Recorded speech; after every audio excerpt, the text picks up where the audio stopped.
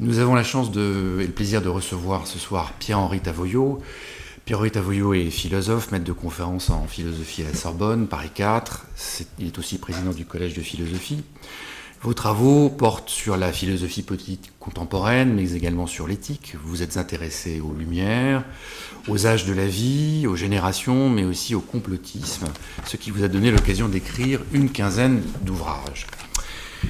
C'est une étrange entreprise que celle de vouloir faire rire les honnêtes gens, disait Molière. Mais on peut dire aussi que c'est une étrange entreprise, pour ne pas dire une gageure, que celle de bien faire fonctionner une démocratie.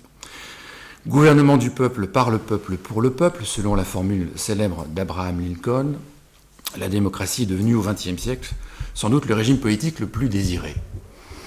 Réservé à une poignée d'États avant la Seconde Guerre mondiale, il s'est étendu en Amérique du Sud, en Europe de l'Est, en Europe de l'Ouest, et dans certains pays asiatiques, même certains pays africains. Mais les espoirs placés en lui sont si vastes que la déception est bien souvent au rendez-vous. Depuis une vingtaine d'années, la situation est devenue préoccupante dans les pays qui sont parmi les pionniers dans l'adoption d'un régime démocratique, à commencer par la France. On ne compte plus les éléments qui nous donnent à penser que la démocratie traverse aujourd'hui une crise profonde. Le fossé entre les gouvernants et les citoyens entretient une défiance croissante qui mine la légitimité des décisions. Le système représentatif est de plus en plus perçu comme un frein à l'expression de la volonté du peuple. L'abstention ne cesse de progresser lors des consultations électorales. Les gouvernants, de leur côté, se heurtent à un mélange d'apathie chez des concitoyens de moins en moins concernés par le sort de la collectivité, mais aussi à des mouvements de contestation de plus en plus virulents, si l'on en juge par les multiples grèves, la crise des gilets jaunes, l'opposition à la réforme des retraites, le phénomène du zadisme, sans parler de l'opposition aux mesures de restriction prises pour faire face à la crise du Covid-19. Outre les médias, qui ne sont pas toujours tendres pour nos dirigeants, les réseaux sociaux sont devenus cette nouvelle forme de fonction tribunicienne, d'où émanent de multiples messages de mécontentement, parfois de haine, à l'égard de celles et ceux dont la conduite, la parole ou les décisions ne plaisent pas. Pour remédier à cette crise, les solutions proposées ont foisonné ces dernières années. D'aucuns appellent de leur vœu une démocratie participative, où chacun serait amené à donner un avis sur un grand nombre de décisions, notamment par le biais du référendum. D'autres, à l'inverse, constatant l'impuissance du pouvoir à régler certains des problèmes majeurs de notre société, désindustrialisation, creusement des inégalités, réchauffement climatique, immigration incontrôlée, insécurité, j'en passe, ne seraient pas contre l'idée de s'abstraire des garde-fous de la démocratie libérale pour adopter une forme illibérale, à l'exemple de la Russie ou de la Hongrie. Pour mieux comprendre cette crise de la démocratie, vous avez choisi, Pierre-Henri Tavoyot, de réfléchir aux fondements, aux enjeux et aux exigences de ce régime. Votre nouveau traité d'art politique, comment gouverner un peuple roi, ne propose pas de recette toute faite, pas plus que de belles incantations qui seraient celles d'un ravi de la crèche démocratique. Vous ne cachez rien de la complexité de ce qu'est une démocratie de nos jours, de ses insuffisances, de ses tiraillements constants qui peuvent exister entre les aspirations contradictoires qu'elle recèle, ni des multiples conditions nécessaires à son bon fonctionnement, qu'il s'agisse de l'élection d'un dirigeant, du processus de délibération, de la prise de décision, sans oublier des comptes que se doivent de rendre nos dirigeants à leurs concitoyens. Il y a sans doute un fossé entre les promesses de cette démocratie et le résultat de son fonctionnement, et c'est à dire que la déception qui en résulte est insoluble, et qu'une démocratie qui se porte bien est un vœu pieux. Je vous laisse la parole pendant environ 3 quarts d'heure. Par la suite, vous aurez certainement l'occasion de poser des questions. Je vous passe le micro. Merci beaucoup. Écoutez, très, très heureux d'être présent, effectivement in extremis, pour sans doute la dernière conférence de l'année, donc profitons-en. Alors, effectivement, nous avons en 3 quarts d'heure, enfin un peu plus avec vos questions, à sauver la démocratie, donc il ne faut pas tarder. Surtout que je commencerai en prolongement de cette introduction par l'idée par laquelle nous devrions tous partir, selon laquelle la démocratie est un régime déceptif, absurde et incompréhensible. Voilà. Je pense qu'il faut commencer par là, avant de terminer par là. C'est un régime déceptif parce que ses promesses sont, c'est sûr, ne seront pas réalisées. Liberté, égalité, fraternité, nous ne serons jamais totalement libres, nous ne serons jamais complètement égaux, et nous ne serons, c'est peu de le dire, pas totalement jamais fraternels. Voilà. Donc il faut partir de l'idée qu'il y a là, je ne parle pas du bonheur et du bien-être, cette idée neuve en Europe, qui ne cesse d'être une idée neuve d'ailleurs, on ne sera jamais complètement, la promesse, le programme démocratique ne sera jamais totalement réalisé. C'est un régime qui est également absurde. Et ça, il faut vraiment en partir de là. C'est-à-dire que je pense que la meilleure formule, la meilleure image qui désigne ce régime, c'est l'image du baron de Munchausen que je mets au début de ce livre. Vous savez, ce baron à qui il arrive des aventures tout à fait extraordinaires, qui est un peu vantard, un baron de crack aussi. Et lors d'une de ces aventures, il lui arrive celle-ci, il se promène avec son cheval dans la forêt et il se trouve face à un immense lac qu'il se donne pour mission, parce qu'il est très prétentieux, de franchir. Donc il fait prendre beaucoup d'élan à son cheval. J'ai relu récemment la version complète. Donc dans la première version, il fait prendre beaucoup d'élan à son cheval, il saute, et puis il s'aperçoit au milieu de son saut qu'il ne va pas y arriver, donc il fait tourner bride à son cheval et il revient sur la rive.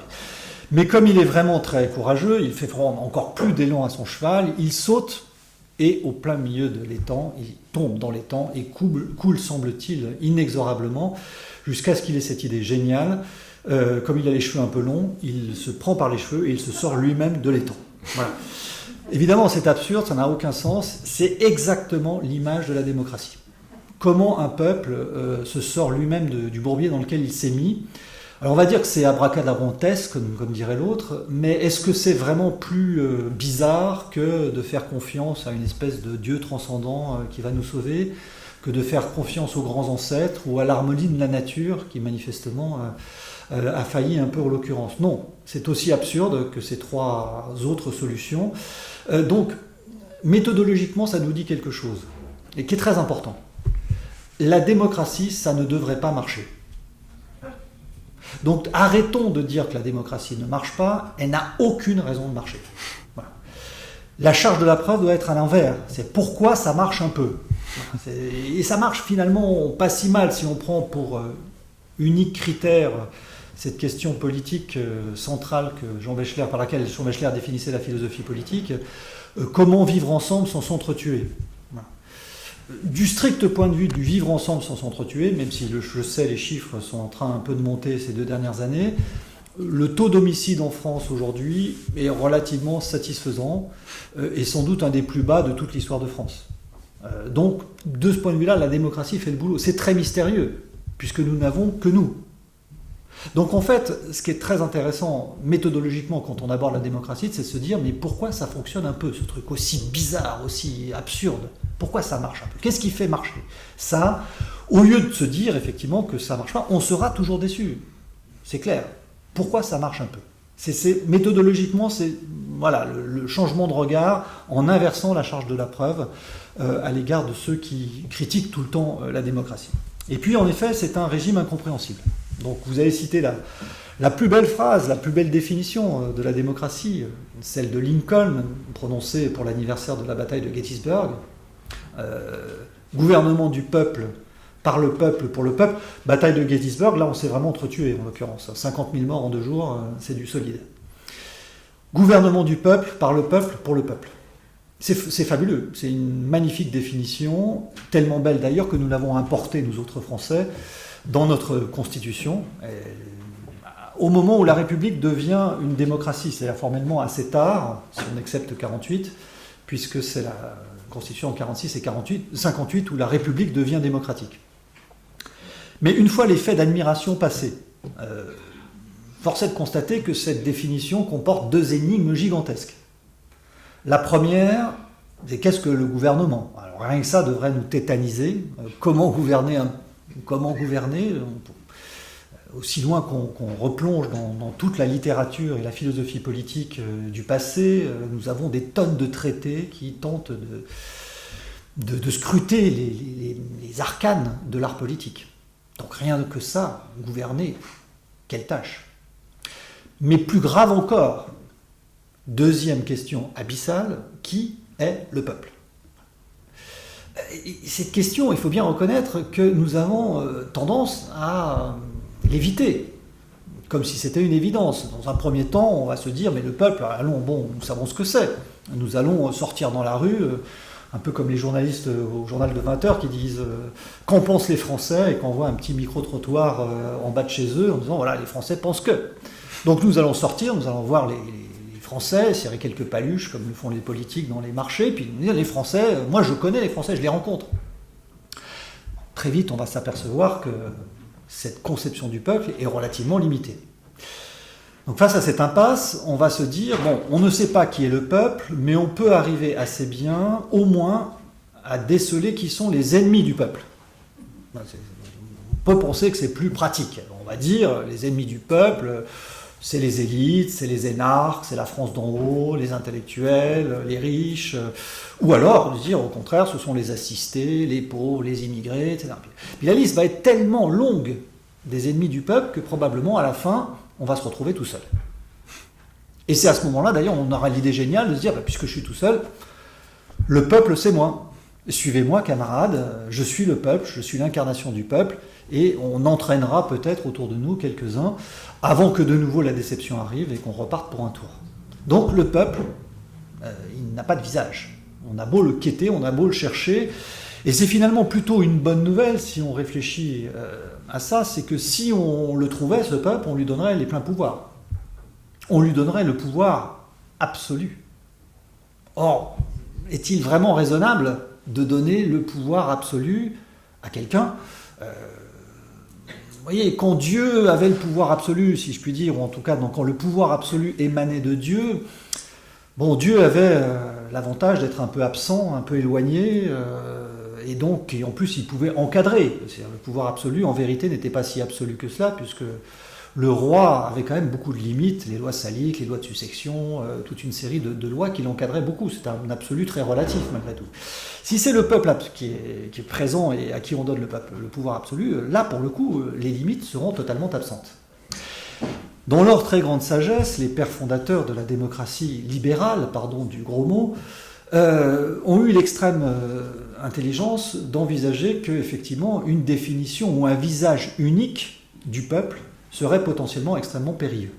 Donc d'emblée, les fondateurs de nos régimes, que ce soit les pères fondateurs américains, Hamilton, Madison, Jefferson, et puis, malgré leurs désaccords, et en France, Sieyès et quelques autres, ont assez rapidement perçu l'idée que ce peuple devait être plutôt pluriel. Et pour le dire vite, cette pluralité de figures du peuple, elle s'articule de cette manière. 3 visages. Première manière de penser le peuple, ce sont les gens qui vivent ensemble. C'est la somme des petites sphères privées. C'est la société, le peuple-société qui est la première manière de concevoir le peuple. Alors ça ne suffit pas, parce qu'il ne suffit pas de vivre ensemble. Il faut aussi vouloir vivre ensemble.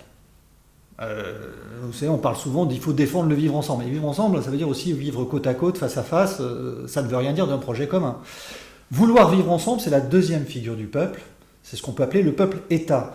Je l'appelle le peuple-État parce que vous voyez bien que dans le vouloir vivre ensemble, il faut quelque chose qui dure. Il faut une certaine durabilité. Il faut quelque chose qui s'inscrive dans la durée avec une histoire commune, reconnue, un présent, des institutions et des règles auxquelles on obéit, et puis un projet commun, collectif, un futur. Et donc l'État, c'est ce qui assure la durabilité de ce vouloir commun. C'est pour ça qu'on l'appelle l'État, un stato en italien, c'est ce qui dure, ce qui est stable. Donc vivre ensemble, vouloir vivre ensemble. Les libéraux ajoutaient, en plus de ces 2 premières figures de peuple, un troisième peuple qu'on peut appeler le peuple opinion.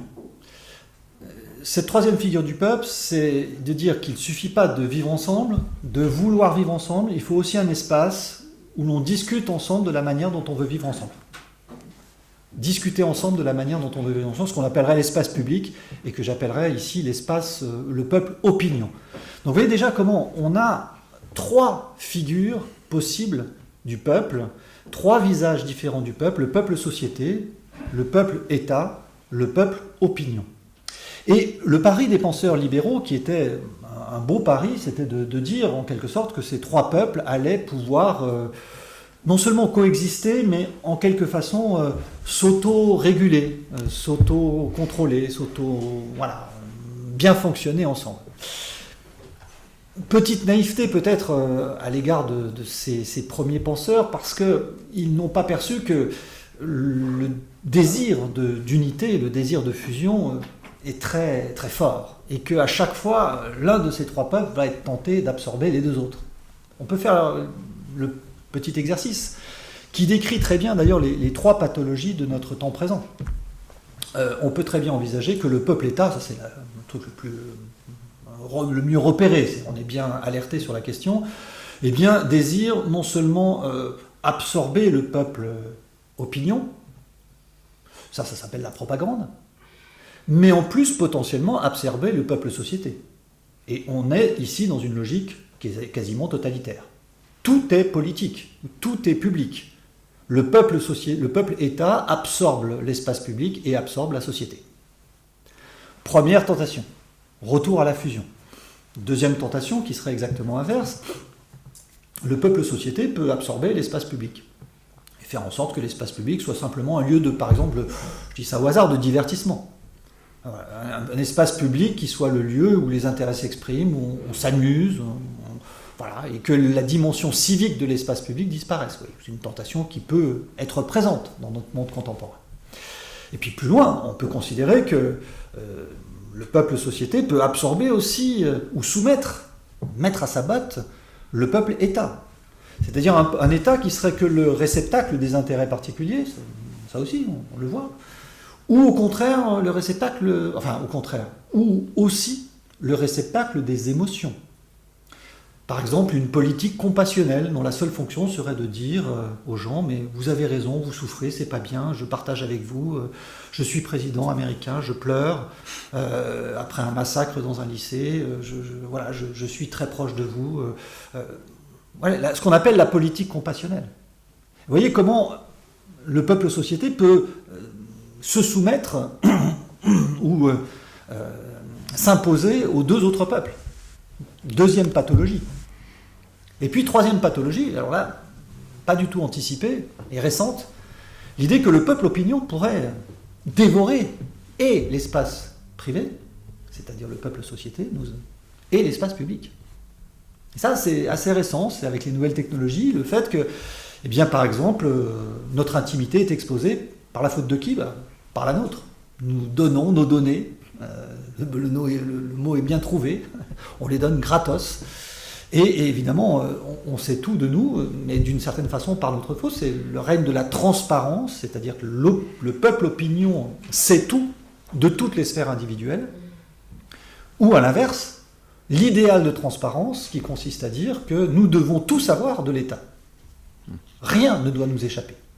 Rien ne doit nous être secret. Puisque nous sommes, nous, peuple, citoyens, nous devons tout connaître. Et ce mot de transparence est devenu une vertu dans notre monde d'espace public, ce qui est très surprenant, parce que qui d'entre nous souhaiterait être transparent ? Qui d'entre nous souhaiterait avoir des rapports transparents avec l'ensemble de son entourage ? Je donnerai un tout petit exemple ici, une petite anecdote, pour bien montrer cet idéal de transparence et la manière dont il est effectivement très périlleux, c'est-à-dire qu'on confond publicité et transparence. J'étais il y a 2 ans à Taïwan pour une conférence sur la démocratie, justement, très intéressante, parce que Taïwan est quand même une démocratie qui, à côté du géant chinois, essaye de vivre et avait une vraie culture démocratique. Et la ministre qui était dans le colloque, alors je dois dire le ou la ministre, parce que c'est, je crois, le seul ministre ou la seule ministre transgenre, enfin qui a changé de sexe au cours de son histoire, Audrey Tang, qui est une hackeuse, qui a fait sa carrière comme hacker et qui a contribué à la révolution démocratique taïwanaise. Les étudiants avaient envahi le Parlement taïwanais pour faire la transition démocratique. Et face à la menace d'un investissement par la police, Audrey Tang avait tapissé le Parlement de caméras qui étaient reliées en direct sur Internet. Voilà. Et donc, elle avait contribué au succès de cette révolution, et, disons, à l'évolution démocratique du régime taïwanais. Simplement, elle était ministre. Et quand je l'ai rencontrée donc, à Taïwan, on discute avec elle, je dis, mais la transparence, voilà, est-ce que c'est vraiment un idéal? Elle me dit, ah non. Très honnêtement, elle me dit, voilà, j'ai fait ça pour rentrer dans un système démocratique, mais maintenant, si nous, État taïwanais, on est transparent, ça veut dire que les Chinois vont nous bouffer. Voilà. Donc nos adversaires, ils vont nous dévorer. Donc la transparence, ça affaiblit, et donc il nous faut impérativement des secrets. Elle, Audrey Tang, avait mis l'intégralité des sites du gouvernement dans un site miroir qui était accessible à tous. Elle dit, aujourd'hui, il est clair que je ne referai jamais ça. Je peux le faire. Alors évidemment, on pourrait le faire. Mais désormais, je travaille avec les forces de sécurité cybernétique pour empêcher cette affaire, parce que sinon, on est mort. C'est là où on voit que l'idéal de transparence, qui est très tentant, c'est cet idéal où, en fait, de publicité, ce que nous voulons. Nous voulons de la publicité. Nous voulons que les actions soient publiques. Transparence, ça veut dire tout savoir, même ce qui peut aller au rebord de notre propre intérêt. Même ce qui peut aller au détriment de notre vie privée, de nos libertés publiques. Et c'est vrai que les idéologues de la transparence, et je pense notamment à Julian Assange et à Wikileaks, et ces mouvements-là, sont, à mon sens, des penseurs totalitaires qui veulent mettre tout, et qui mettent tout sur la table. Indifféremment sur si ça met en cause des vies privées ou des choses comme ça. Ils confondent publicité légitime et étalement et mise en pâture de toutes les informations. Voilà donc cette troisième pathologie. Donc vous voyez, difficile de garder cette trinité, si je puis dire, des trois peuples, puisque chaque peuple est tenté de dévorer les deux autres. Est-ce que c'est une maladie mortelle ? Je ne crois pas. Je pense que ce sont trois maladies chroniques de la démocratie. Aucune ne décrit ce que nous vivons. Elle décrit des tendances de choses que nous vivons. Nous pouvons rapidement, effectivement, envisager un espace public qui soit un espace public de divertissement, non civique. Nous pouvons envisager quelques éléments de propagande. Enfin, ça, vraiment, je pense que l'État est plutôt affaibli en la matière, mais pourquoi pas. La transparence, ça oui. Ce sont des maladies chroniques qui ne caractérisent pas, finalement, la situation clinique de la démocratie aujourd'hui. Donc, c'est pas perdu. Il y a encore quelque chose à faire, et ma proposition, justement, pour sortir de ces tendances pathologiques, c'est de dire, au fond, nous avons besoin d'un quatrième peuple, d'une quatrième pensée du peuple. Cette fois-ci, il faut faire un petit exercice intellectuel. C'est-à-dire que jusqu'à présent, le peuple, je cherchais un visage, je cherchais une main serrée, j'allais dans la rue, j'allais sur les bancs de l'Assemblée, j'allais dans les salles de rédaction. Voilà, je cherchais le peuple. Mais là, le quatrième peuple, c'est plutôt une méthode. Et c'est ce que je voudrais développer un peu, la thèse centrale du livre. Le peuple est d'abord une méthode. Le peuple, voilà la thèse, est un art de gouverner. Ce qui permet de réconcilier et de donner sens à la définition de Lincoln. Le gouvernement du peuple, par le peuple, pour le peuple. Si le peuple est un art de gouverner, vous voyez que cette définition a du sens. Quel est cet art de gouverner ? C'est un art, une méthode de décision collective. C'est une méthode de décision collective dont la fonction n'est pas d'incarner tel ou tel visage, c'est de faire en sorte que ces trois peuples puissent coexister ensemble. C'est la règle du jeu qui permet au peuple société, au peuple État, au peuple opinion, sans en oublier aucun, d'exister. D'exister, de coexister et d'exister efficacement pour produire une décision collective.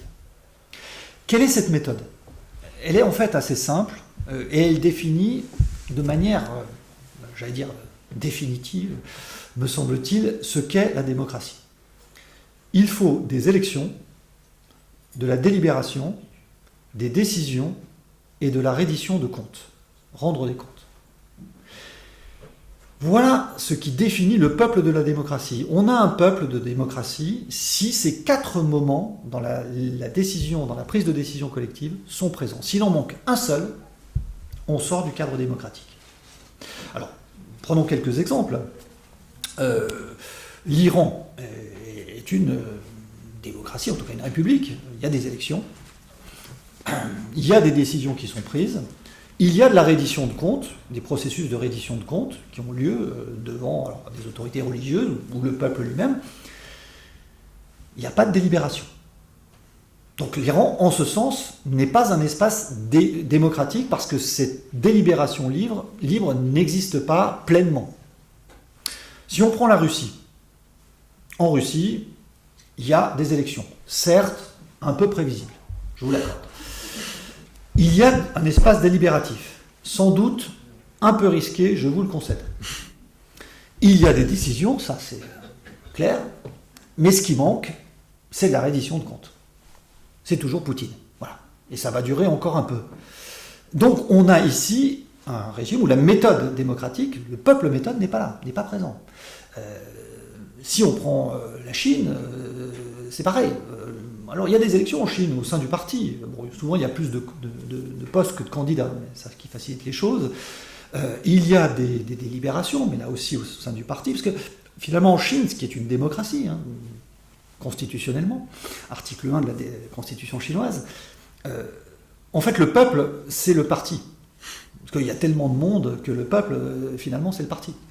Donc on est dans une situation où on n'est pas dans une véritable démocratie, il y a des embryons de démocratie qui sont très canalisés, mais voilà. Si on prend la France, bon, on est une démocratie. Il y a des élections, on adore ça. Ça, même on organise des élections avant les élections pour désigner les candidats aux élections qui seront battus aux élections.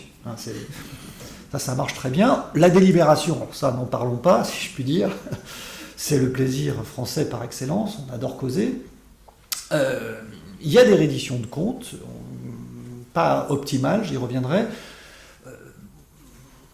Personnellement, je pense que le vrai défaut de la démocratie française, pour le moment, c'est plutôt l'impuissance publique. C'est-à-dire une incapacité, une très grande difficulté à prendre des décisions. Voilà, ça, c'est un vrai point.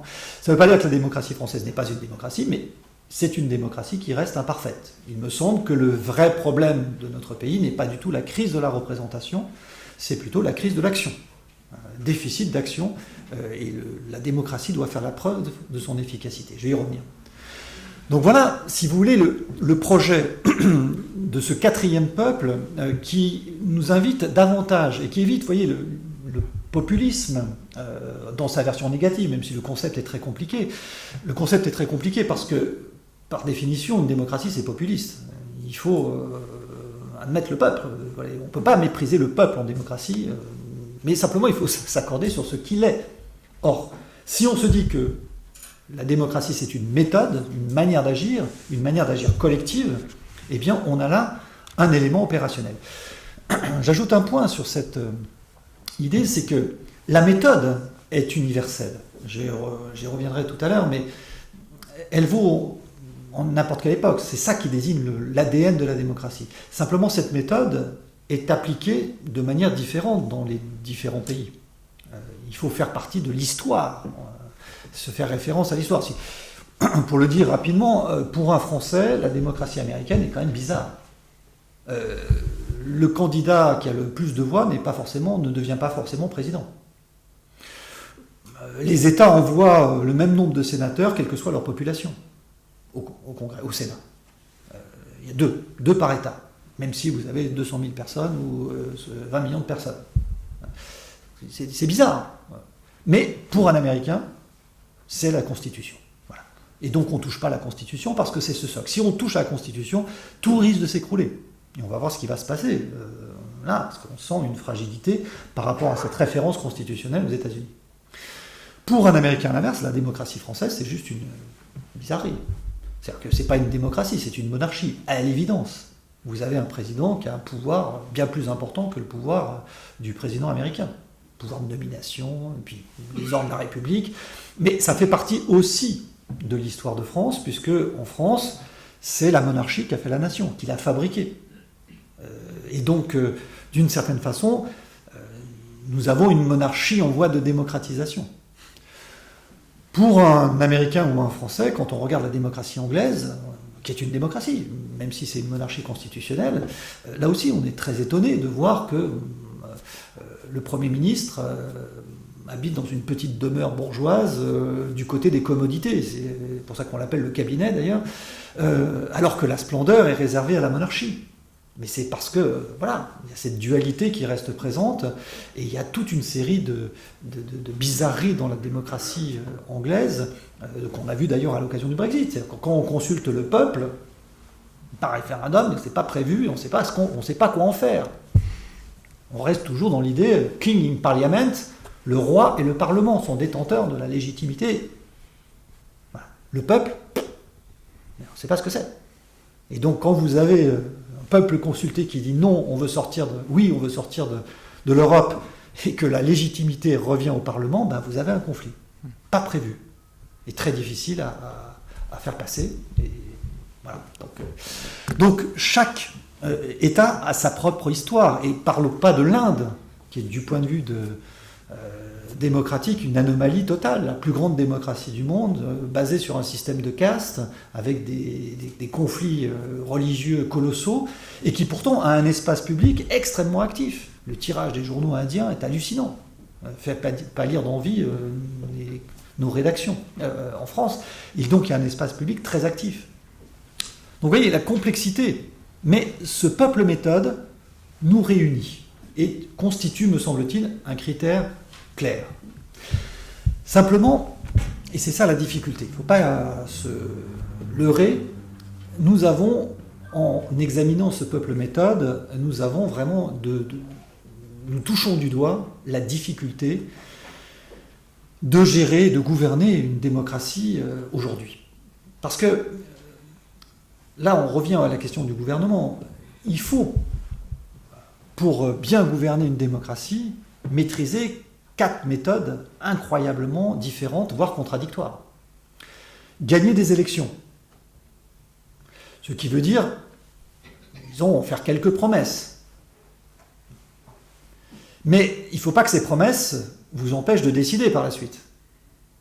Hein, on fait campagne en vers et on gouverne en prose, disait le gouverneur de New York, de l'État de New York. On fait campagne en vers et on gouverne en prose. Oui. Donc déjà, vous voyez, entre décision et élection, une petite contradiction. Donc, gagner des élections. Ensuite, avoir la modestie de conduire des délibérations. Une délibération, quand on la conduit, c'est écouter. Trancher, c'est la décision. Et on sait qu'en démocratie, c'est très difficile de trancher, parce que inévitablement, quand vous tranchez, on ne tranche pas, comme on dit, entre une bonne et une mauvaise décision en politique, mais entre une mauvaise et une très mauvaise. Sinon, il n'y aurait pas besoin de faire de la politique. Les choses seraient, ça serait la science, ça serait, que sais-je, ou la morale. Et donc, inévitablement, la décision politique, en démocratie particulièrement, est difficile parce qu'elle est violente. Il faut trancher dans le vif. Et donc, inévitablement, produire des mécontentements qui vous affaiblissent. La reddition des comptes demande aussi une très grande humilité.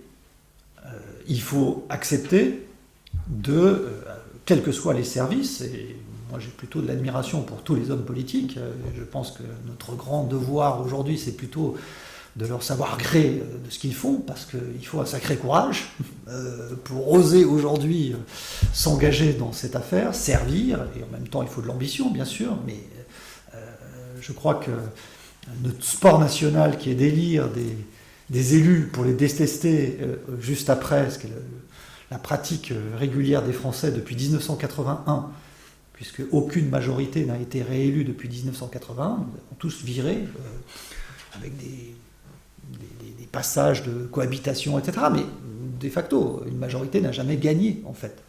Donc, c'est un sport national. Donc, rendre des comptes est un exercice extrêmement difficile. Et donc, vous voyez que aujourd'hui, notre prince, le prince idéal de la démocratie, doit maîtriser 4 arts politiques radicalement différents. Gagner des élections, conduire des délibérations, courage de trancher, et l'humilité de la reddition de comptes. Jamais, dans toute l'histoire de l'humanité, il n'a été aussi difficile de gouverner. Quelle est la leçon ? Quelle est la solution ? Elle vient de nous, les citoyens.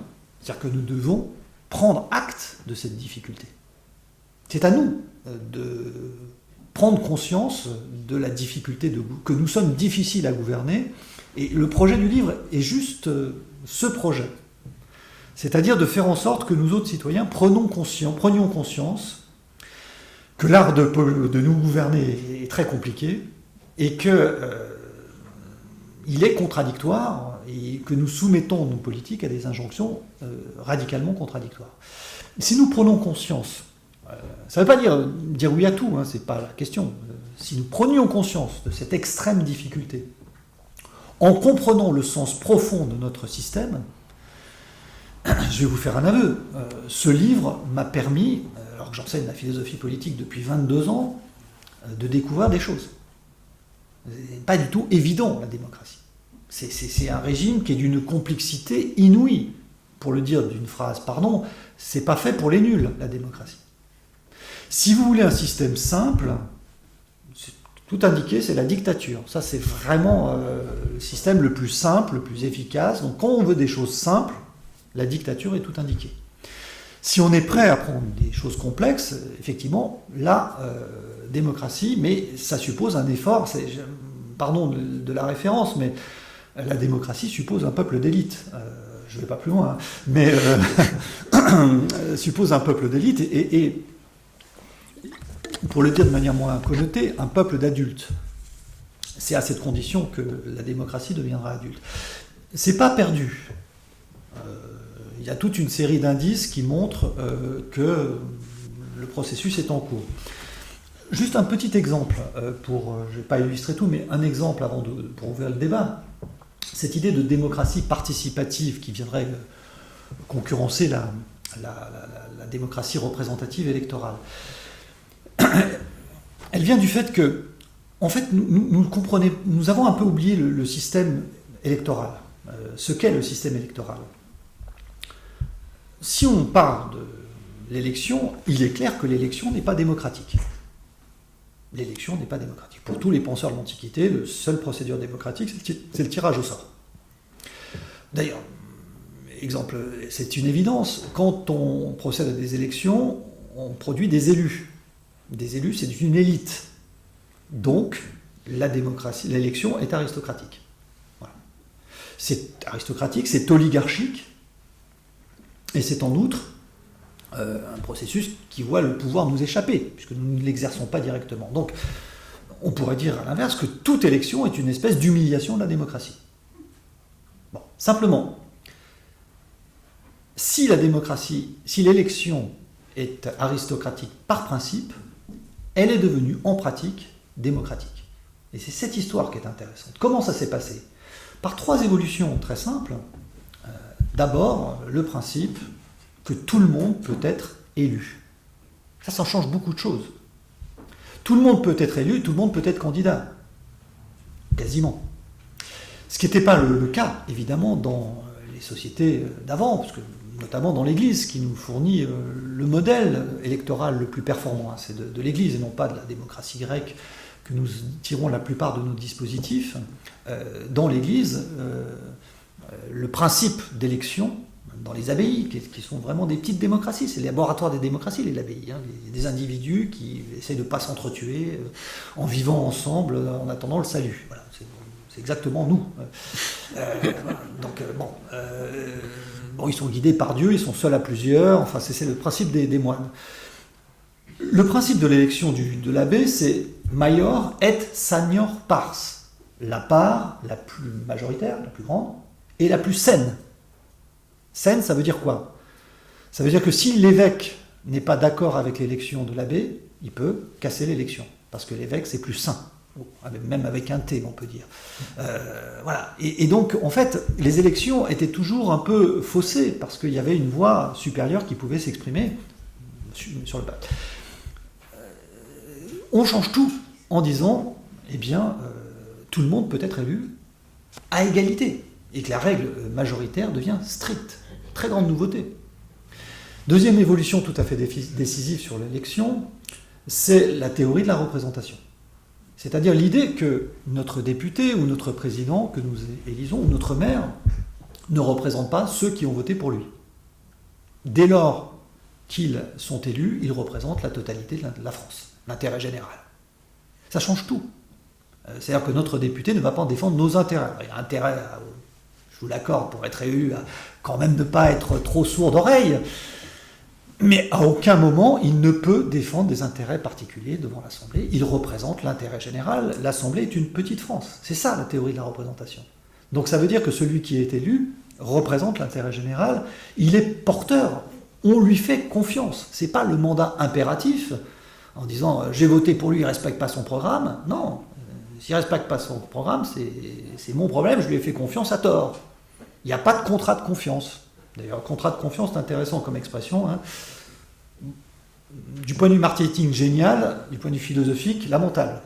S'il y a de la confiance, il n'y a pas besoin de contrat. S'il y a un contrat, c'est qu'il n'y a pas de confiance. Donc, avec notre député, il n'y a pas de contrat de confiance. Il y a de la confiance et il n'y a pas de contrat. Voilà, c'est tout. Donc, cette théorie de la représentation est aussi quelque chose que nous oublions. On fait confiance à quelqu'un pour nous représenter collectivement dans une situation qui est changeante et qui peut exiger de changer de programme en cours de route. Et si on n'est pas content, eh bien nous avons le loisir de ne pas voter pour lui dans 5 ans. 5 ans, c'est rien. On peut faire beaucoup de bêtises, mais c'est pas grand-chose. Troisièmement, troisième évolution qui rend l'élection démocratique, c'est la campagne électorale. Donc, pour le dire de manière caricaturale, dans l'Ancien Régime, les campagnes électorales étaient opaques et le vote public. Hein, on votait pour l'abbé, on levait la main, pour le pape, on levait la main avant les bulletins secrets. Alors, vous voyez bien l'inconvénient. Campagne électorale opaque, toutes les manipulations et les échanges sont possibles. Vote public, on voit très bien ceux qui n'ont pas voté pour nous quand on a gagné. Donc, il peut y avoir quelques effets après l'élection. Hein. On inverse la chose, la campagne électorale est publique, équitable, autant que faire se peut, et le vote est secret. Ces 3 évolutions rendent l'élection démocratique. Ce qui fait que, d'une certaine façon, nous nous sommes réconciliés avec l'élection, et quand on veut de la démocratie participative, je termine peut-être par là, pour laisser la place au débat, en disant oui, ces élections, c'est piège à con, les élus sont mauvais, on veut de la démocratie participative. En fait, notre démocratie est très participative. Il y a 900 000 candidats aux élections municipales, 600 000 élus. Si ce n'est pas de la participation, ça. Alors évidemment, on envisage la participation comme moi je ne suis pas content, j'ai envie de le dire. Mais ça, c'est de la vraie participation. Ce sont des gens qui s'engagent dans la vie politique avec des règles, des responsabilités et beaucoup d'inconvénients, pour ne pas dire autre chose. Nous avons une démocratie participative extrêmement active. Et même si on compare avec les autres pays qui nous avoisinent, on est peut-être la plus participative. Parce que ce maillage communal que nous avons est extraordinaire. Donc nous avons une bonne raison de nous réjouir. Tous ceux qui ont voté pour les sénateurs, il y a du monde, il y a beaucoup de monde.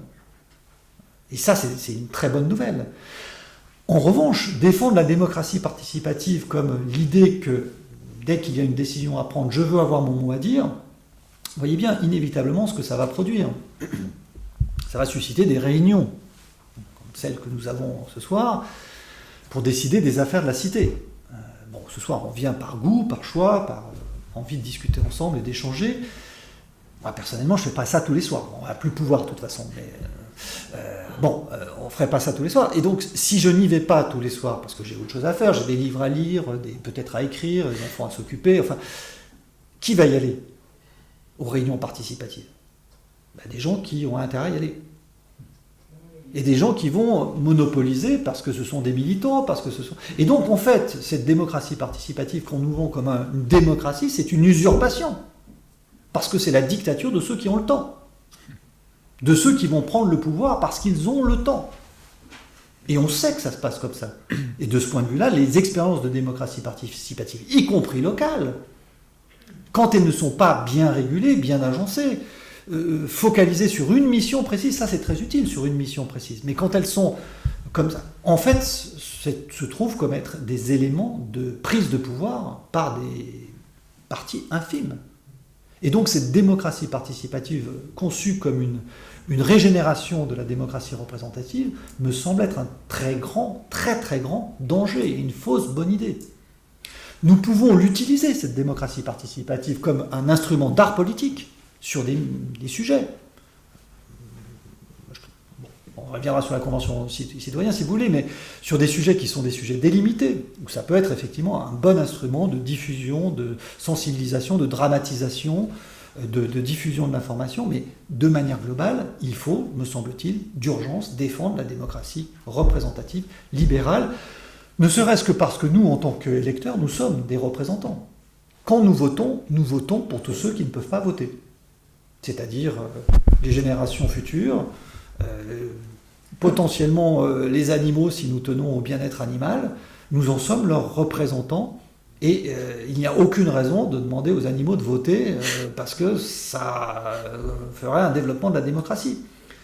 Il n'y a aucune raison d'abaisser l'âge de la majorité pour demander aux jeunes de 16 ans, de 13 ans, de 12 ans, peut-être dans l'embryon, de voter. Pourquoi ? Parce que on le sait, ce type de mesure démagogique ne fait qu'augmenter l'abstention. Voilà. Les jeunes s'abstiennent largement. On cesse de s'abstenir quand on a des enfants. C'est-à-dire qu'on a un truc, on commence à se préoccuper de l'avenir. Enfin, des enfants. En tout cas, des responsabilités, des choses à... Voilà, il y a un basculement où on ne pense plus que pour sa pomme. C'est très intéressant. La démocratie, c'est quand on ne cesse de ne penser qu'à soi. Donc il y a plein d'éléments qui nous permettent d'insister sur le fait que notre démocratie fonctionne sur un certain nombre de choses. Vous voyez, démocratie participative avec tous ses élus. Il y a des motifs d'inquiétude à voir la montée de discours démagogiques sur la démocratie participative et comme issue géniale. Ça me paraît très périlleux. Il me semble que ce que nous devons préserver absolument, c'est la capacité collective d'agir. Et que le vrai défi de la démocratie aujourd'hui, c'est cette impuissance publique qui est la trahison de l'idéal démocratique. L'idéal démocratique, c'est le fait d'être maître de son destin. Alors, c'est grandiose, là aussi on va être déçus. Mais dans notre vie quotidienne, nous sommes tous confrontés à des murailles d'impossibilité. On a des idées dans notre travail, dans notre vie associative, on a plein d'idées, on a envie d'agir, puis c'est pas possible, c'est pas possible, c'est pas possible. Et puis il y a les Chinois, et puis il y a la mondialisation, puis il y a les contraintes juridiques. C'est pas possible, c'est pas possible. Voilà. Et donc, nous souffrons une sorte de, j'allais dire, non pas d'abus de pouvoir, mais au contraire d'abus de contre-pouvoir, qui nous empêche finalement d'agir. Il faut être très prudent, parce que les contre-pouvoirs sont importants. Mais c'est cette désespérance démocratique qui ne touche pas, vous voyez, le démos, mais le kratos. C'est le kratos, c'est-à-dire le pouvoir, démocratie. C'est la dimension de Kratos qui nous fait défaut. Une petite phrase, et je termine en disant que tout ça n'aurait guère de sens. Ces améliorations de la démocratie que je suggère comme ça en pointant, ou cette défense de la démocratie, défense conservatrice, pourquoi pas, de la démocratie représentative, n'aurait de guère de sens si on n'abordait pas de manière ultime la question du pourquoi. Pourquoi cette démocratie ? Pourquoi faire ? Vous voyez, on dit souvent nous vivons dans un désert spirituel. Nous sommes dans le matérialisme, nous sommes dans la fin des grands récits, la fin des religions, des idéologies, et tout ça nous désespère et nous laisse un peu tétanisés par rapport aux idéologies fortes, au fondamentalisme qui apporte des visions du monde et surtout des modes de vie tout ficelés qui séduisent. Et on se dit, on n'a rien à proposer. Mais c'est faux. C'est faux. L'idéal démocratique est un truc hallucinant, pour peu qu'on en prenne conscience. Il tient en 3 propositions qui me paraissent sidérantes, justement, qui sont celles de la devise. Tous les êtres humains sont grands, potentiellement des adultes. Tous les êtres humains sont grands. Et tous ces êtres humains peuvent grandir, et nous pouvons, nous, grandir ensemble. C'est une promesse inouïe, qui est trahie constamment par l'idée que notre civilisation européenne, démocratique, est machiste, raciste, impérialiste, colonialiste, et qu'elle est la plus abominable de toute l'histoire. Mais c'est une erreur totale. Et il faut lutter contre ça. Certes, le colonialisme a existé, l'impérialisme a existé, l'esclavagisme a existé, le machisme a existé, le patriarcat a existé, mais quelle est la seule civilisation, parmi toutes les grandes civilisations, qui aussi a inventé l'anti-esclavagisme, l'égalité homme-femme, qui a inventé la critique du colonialisme? C'est la nôtre. C'est la civilisation de la démocratie. Et donc cette civilisation qui promet ces trois choses, tous les hommes, les humains sont grands, à égalité. Aucune autre civilisation propose cette idée. Tous peuvent grandir, et c'est peut-être là vraiment l'incarnation, c'est-à-dire tous peuvent grandir, c'est que nos enfants vont grandir avec nous. Et que notre tâche principale, nos enfants, nos petits-enfants, c'est de faire grandir. Et qu'on sait qu'on se grandit soi-même en faisant grandir les autres. Et qu'en plus, c'est ça le pari, c'est la fraternité, nous pouvons grandir ensemble. Liberté, égalité, fraternité, franchement, c'est balèze. Voilà. Donc la démocratie, ça vaut le coup à la fois dans son objectif, et ça vaut le coup de se démener un petit peu pour ses institutions. Je vous remercie.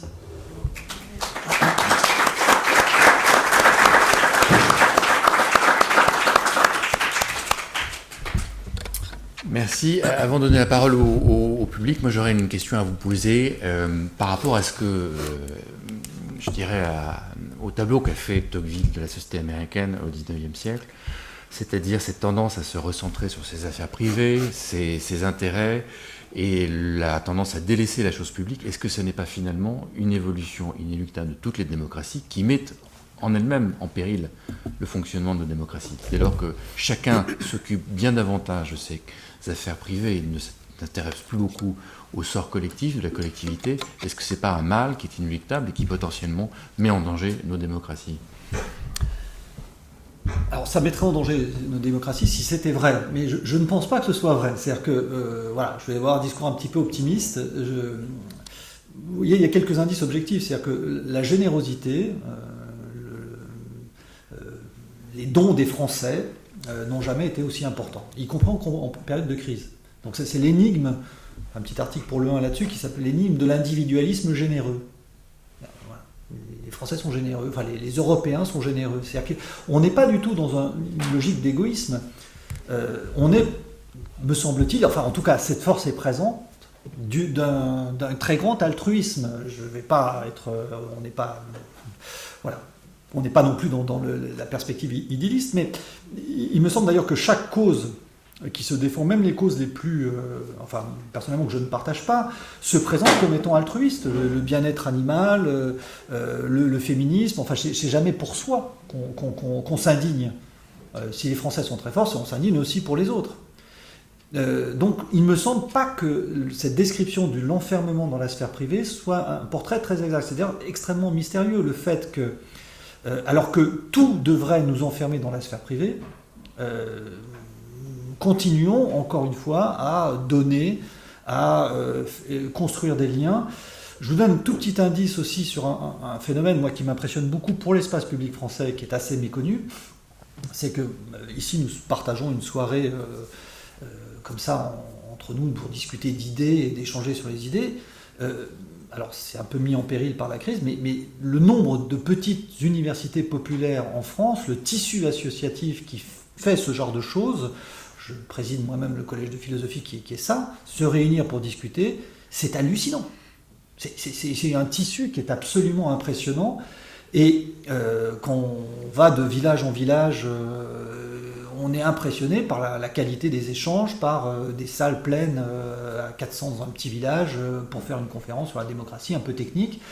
Ça, je dis pas ça en disant voilà tout va bien, je dis ayons conscience de ce tissu et du fait que nous ne sommes pas justement enfermés dans la sphère privée. C'est peut-être cela que nous allons regretter le plus dans les jours qui viennent avec ce confinement, c'est-à-dire ces échanges, ces petites conférences. Donc je ne serais pas... Enfin, encore une fois, je ne suis pas idéaliste en disant c'est génial, tout va bien et tout le monde est altruiste. Je dis que nous avons des forces très fortes qui nous font nous replier sur notre sphère privée, mais il existe aussi, et c'est ça qui est intéressant à instruire, une sorte de bizarrerie qui nous pousse à nous occuper de causes qui ne nous concernent pas directement.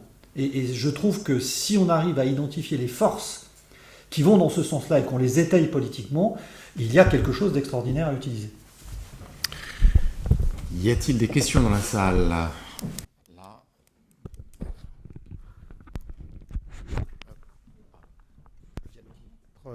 Au début de votre propos, vous avez évoqué l'extension de la démocratie dans le monde, en parlant de l'Europe de l'Est, de l'Amérique du Sud, de l'Afrique.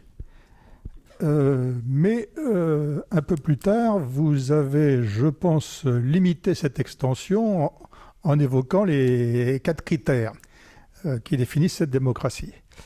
Alors, en tenant compte de ces 4 critères, est-ce qu'on ne pourrait pas dire qu'il y a plutôt un développement de l'idée de la démocratie plutôt que de la démocratie réelle? Alors, je ne veux pas revenir sur le vieux débat démocratie formelle, démocratie populaire, tout ça semble un peu dépassé.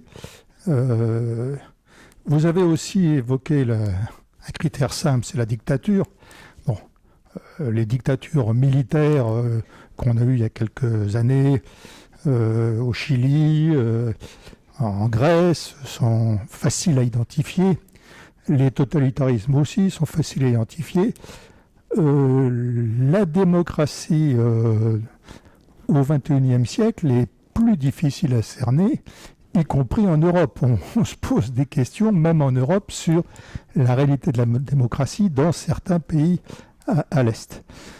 Alors, ça, c'est ma première question. Comme, en dehors de vos 4 critères, comment on fixe une limite entre ce qui est la démocratie et ce qui ne l'est pas ? Hein, est-ce qu'on peut définir une frontière claire ou est-ce que c'est plutôt un nuancier ? Deuxième question, alors qui n'a rien à voir, c'est sur vous les avez évoqués, mais je voudrais qu'on y revienne un peu si c'est possible. C'est sur les commissions, les comités consultatifs qui se sont développés relativement récemment.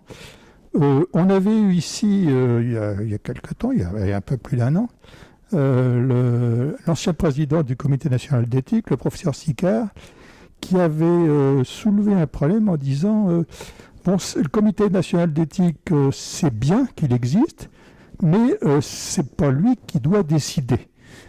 Il peut informer, mais il ne doit pas décider. Or, il semble que le président actuel, ce soit à propos des différentes questions, ce soit plutôt aligné sur les décisions du Comité national d'éthique plutôt que sur une décision politique plus indépendante. La même remarque à propos du comité, je ne sais pas comment on l'appelle, le comité scientifique actuel qui il y a quelques mois, il y a quelques semaines plutôt, le professeur Delfrécy annonçait qu'on allait vers des temps très difficiles. C'est passé à la trappe, mais là, apparemment, les décisions difficiles viennent. Vous avez dit que ce qui manque, c'est le pouvoir de décision. Ce qui est faible, c'est le pouvoir de décision. Je n'ai pas l'impression que ces jours-ci, on soit en manque de pouvoir de décision. Merci pour vos questions. Très brièvement sur la première, ce qui est frappant, vous avez tout à fait raison, vous prenez le monde en 1750, il n'y a pas une démocratie, enfin hormis la Suisse, un peu. En 1950, tous les régimes sont démocratiques, mais pas de la même manière. Voilà, ils mettent tous la démocratie en avant. Donc l'idée démocratique s'est imposée. Simplement, au sein de cette idée démocratique, vous avez tout à fait raison, moi j'identifie 3 grands modèles, ou 3 grandes tentations. Donc la démocratie libérale, je n'y reviens pas, c'est celle que je déterminais par cette méthode, plus ou moins appliquée complètement, mais quand il y a les 4 éléments clairement affichés, on est dans une démocratie que j'appellerais correcte, même si la démocratie parfaite n'existe pas. Donc c'est la démocratie libérale, à mon avis, c'est le seul régime authentiquement démocratique, mais qui est taraudé par 2 tentations. Faire basculer du côté du démos ou faire basculer du côté du kratos. Du côté du démos, vous avez l'idée d'une démocratie radicale. Il faut démocratiser la démocratie, c'est-à-dire l'idée qu'on va aller vers plus de pouvoir direct au peuple. Alors, ça, c'est un modèle qui, à mon avis, faut être très vigilant, finit assez vite par être démocratique pour devenir anarchique. Anarchiste au sens philosophique du terme, c'est-à-dire qu'on L'anarchie, c'est pas le désordre, bien sûr, c'est un ordre qui fonctionne bien mieux sans organe central de décision, sans État. Donc c'est une tentation très forte qui est présente aujourd'hui, participation, délibération, on a toute une série de personnes. Mais si on regarde les pays qui sont réellement en démocratie de type participative, en fait il y a 3, me semble-t-il, exemples, c'est très intéressant de les prendre. C'est la Suisse, avec quelques nuances et une histoire particulière, c'est l'Islande qui a fait une tentative de démocratie de constitution délibérative directe, élaborer la rédaction, et c'est la Californie. Alors, la Californie, vous allez me dire, n'est pas un État, mais elle a un fonctionnement, cette Californie, très très participatif, que vous allez voter là, en novembre pour les élections présidentielles, vous allez voter pour le président, et en plus vous aurez un questionnaire de 90 questions qui vous posera des questions du type est-ce que vous êtes favorable au port des condoms dans les films porno américains? Est-ce que vous êtes favorable à ce qu'il y ait de distributeurs de boissons soda dans les lycées et les collèges, etc. Donc 80 questions nourries par un dossier de 600 pages et alimentées par des agences de communication, de lobbying, qui vous font un travail intense pour voter dans un sens ou dans un autre. Coca-Cola disant mais oui, il faut bien sûr, c'est très bon pour la santé, le coca dans les lycées, le fabricant de condoms qui dit mais c'est génial, il faut beaucoup de condoms, même deux dans les films porno. Enfin voilà, je passe là-dessus. Bon, pour moi, c'est pas des modèles. La Californie marche très mal, la constitution islandaise, à mes yeux, est une catastrophe, c'est vraiment une catastrophe du point de vue juridique. Il n'y a que la Suisse. Mais la Suisse est inimitable. Voilà. La Suisse est inimitable. Et comme par hasard, vous voyez que ce sont les 3 plus gros PIB de la planète. Voilà, les 3 plus gros. Ça veut dire que c'est des pays qui n'ont pas besoin de politique. La politique, c'est un lobby. On s'amuse, les choses sérieuses se passent ailleurs. La Suisse, dans les banques, Californie, c'est Hollywood, etc. Donc on peut s'amuser. D'ailleurs, il n'y a pas d'armée.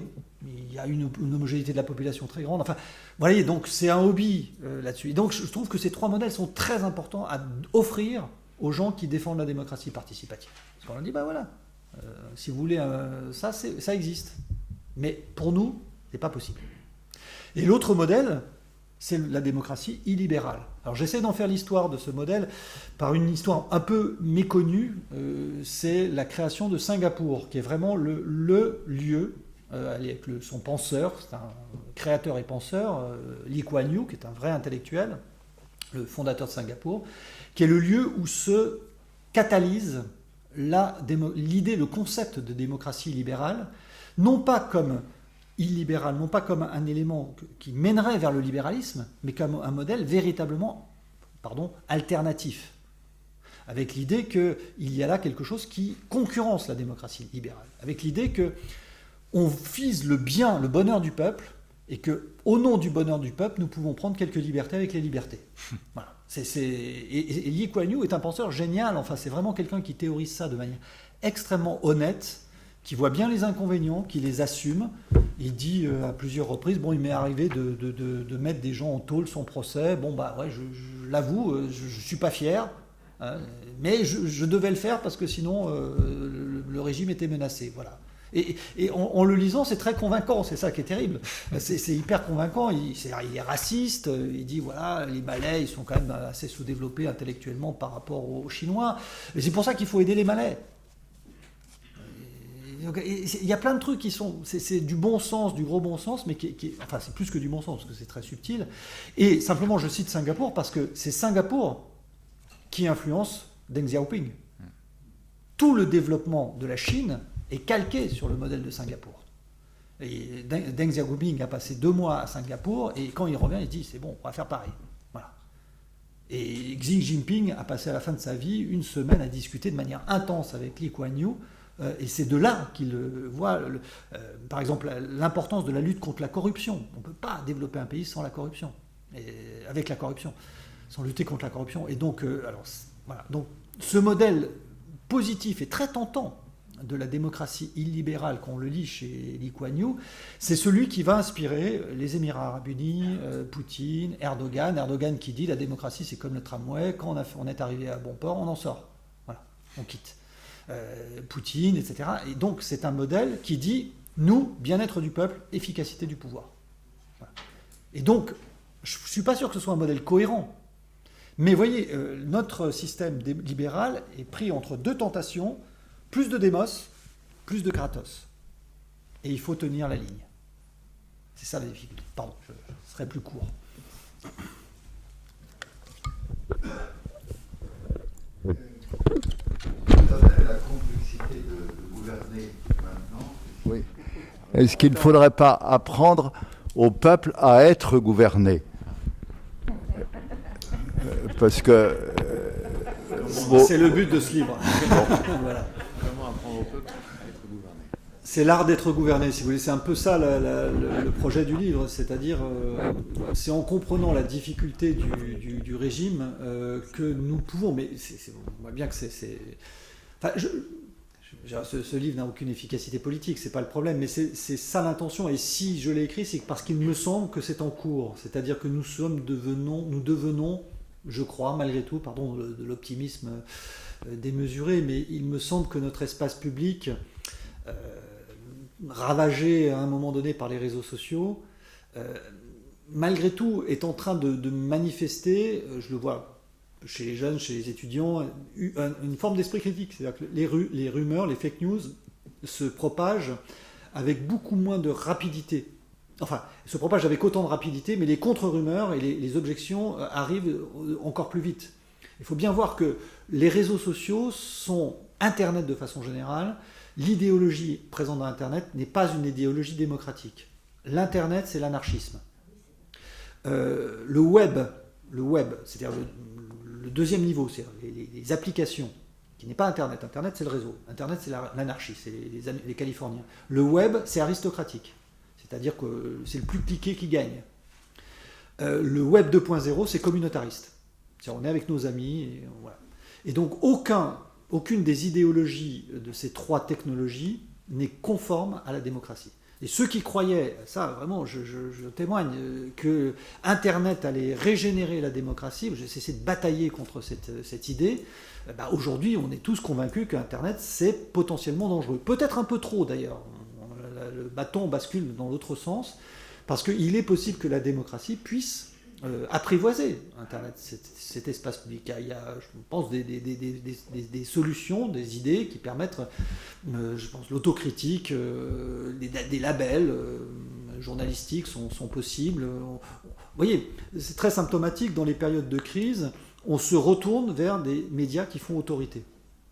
Alors, on cherche des marques, on cherche des gens qui sont sérieux, des journalistes sérieux, et pendant la période Covid, les journaux officiels ont plutôt gagné en audience que les trucs qui partaient dans tous les sens. Donc là, je trouve un élément assez positif. Voyez. Non, je vais oser 3 petites questions. La première, c'est j'ai été étonné que vous ne mentionniez pas la séparation des pouvoirs, parce qu'au fond, ce que l'on reproche à Orban ou aux dirigeants polonais, c'est de lutter pour dominer le pouvoir judiciaire, de modifier sans cesse la Constitution. Et bon, les piliers de Montesquieu sur la séparation des pouvoirs, ça me semble être constitutif aussi de la démocratie. Deuxième petite question. Il me semble que depuis une trentaine d'années, voire même un peu plus, parce que je l'ai vu avec mes enfants, on apprend aux enfants à critiquer, on leur dit qu'il faut développer l'esprit critique, mais comme on a oublié un petit peu de leur donner quelques bases de connaissances ou quelques bases de compétences, critiquer c'est bien, se révolter c'est bien, il y a une idéologie rampante, la révolte c'est bien, tout journaliste de radio qui annonce une mesure donne la parole à un opposant. Point. C'est très systématique. Et dernier point, sur le repli sur la sphère privée et sur le désintérêt de la chose publique, j'ai envie de dire que la couleur des cheveux de cette Assemblée montre qu'il y a certainement un problème de génération. Et je mettrais aussi presque un doute sur les dons, parce que les associations ou les bénévoles se plaignent régulièrement du vieillissement. Alors, soyons raisonnables. Quand on est plus jeune, quand on a des enfants, quand on a des occupations professionnelles qui peuvent être prenantes, c'est beaucoup plus difficile d'être bénévole, de s'occuper de ces choses-là. Mais tout de même, c'est quand même une question. Merci pour ces questions. Donc très rapidement, alors sur la séparation des pouvoirs, oui, mais il faut veiller à l'égard de ces régimes de ne pas donner des leçons, de ne pas être donneur de leçons. Je veux dire, par exemple, nous, en France, notre composition de Conseil constitutionnel, en termes de neutralité, je veux dire, c'est quand même le pouvoir qui nomme les juges au Conseil constitutionnel. Et donc, quand on donne des leçons à Orban en disant oui, c'est pareil, il nous répond immédiatement ça. Et donc, il faut être très vigilant là-dessus. Notre séparation n'est pas si idéale que ça. Donc, le point est vraiment là-dessus. Je pense qu'il faut être très vigilant aussi à la situation. La Hongrie, c'est un tout petit pays, c'est une langue ultra rare.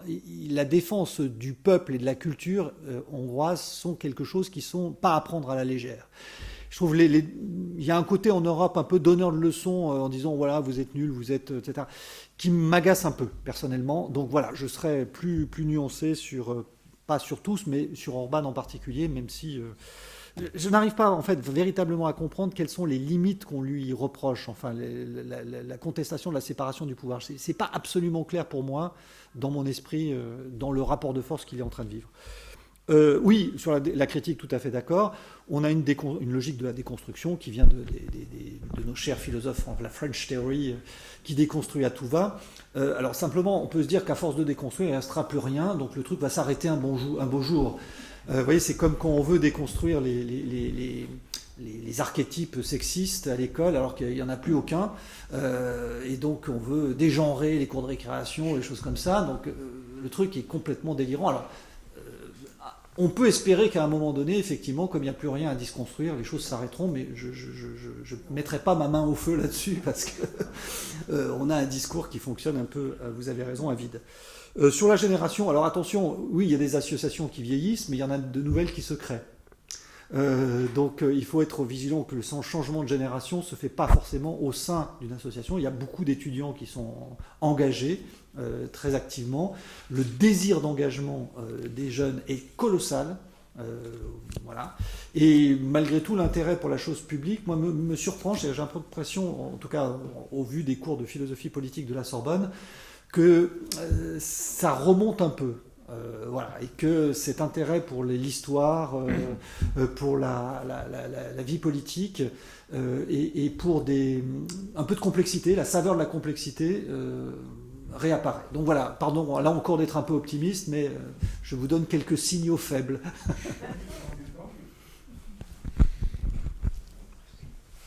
En fait, j'allais poser une question qui vient d'être posée sur effectivement la question de la séparation des pouvoirs.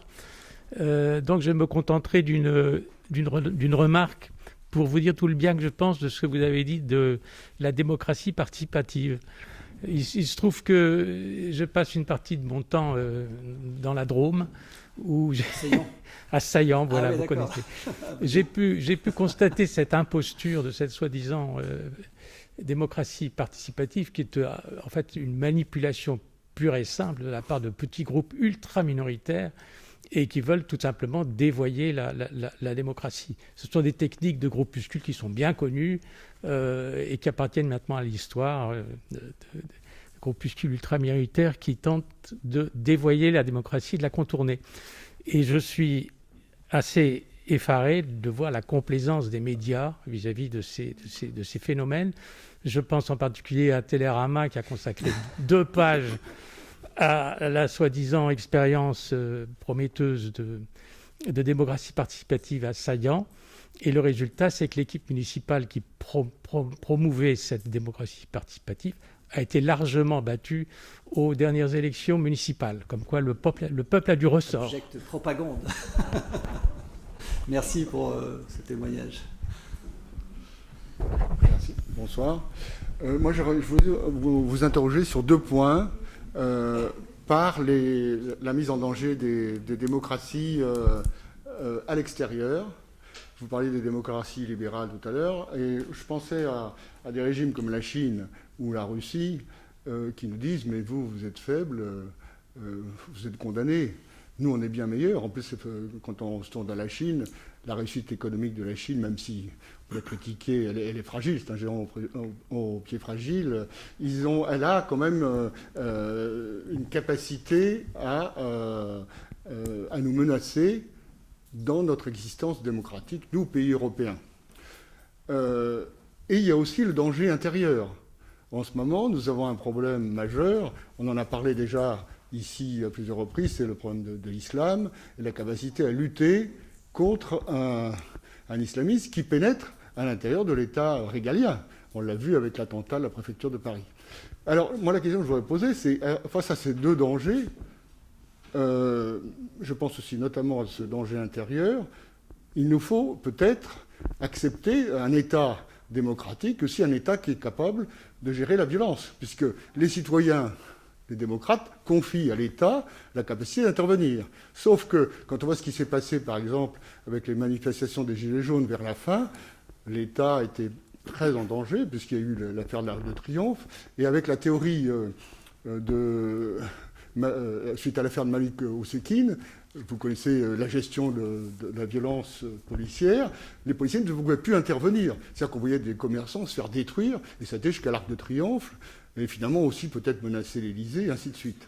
La démocratie, à ce moment-là de notre histoire récente, était en danger. Ma question est, comment on peut déplacer le curseur pour se défendre, c'est-à-dire peut-être durcir.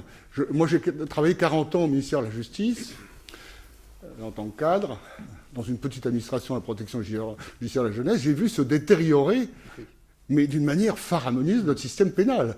Il y a un effondrement du système pénal actuellement qui est très dangereux, puisque vous avez des gens qui sont violents. Deux cas récents, un chauffeur de bus qui se fait battre, mais d'une manière épouvantable, il est à moitié assommé, parce qu'il veut gérer un peu la police dans son bus. Et deuxième chose, un père de famille dans une piscine qui reçoit un coup de marteau parce qu'il avait demandé à des gens de bien vouloir respecter la queue. Ces deux personnes, et ça on retrouve des situations comme ça par milliers en France. Ces deux personnes, l'un qui a tapé un coup de marteau sur la tête et qu'il a mis dans un état déplorable un adulte, ce jeune est immédiatement remis en liberté au nom du principe constitutionnel de 1958, qui est de dire individualisation de la peine. Donc on contextualise, on dit peut-être c'est un primaire, peut-être qu'il a un problème familial, et ça c'est une situation qui se reproduit énormément. Pour être plus bref, terminer ma question, et c'est comment la démocratie peut-elle se défendre tout en restant une démocratie digne de ce nom, c'est-à-dire avec quand même... sinon, on risque d'aller vers la dictature si on va trop loin, mais on a un problème quand même actuellement.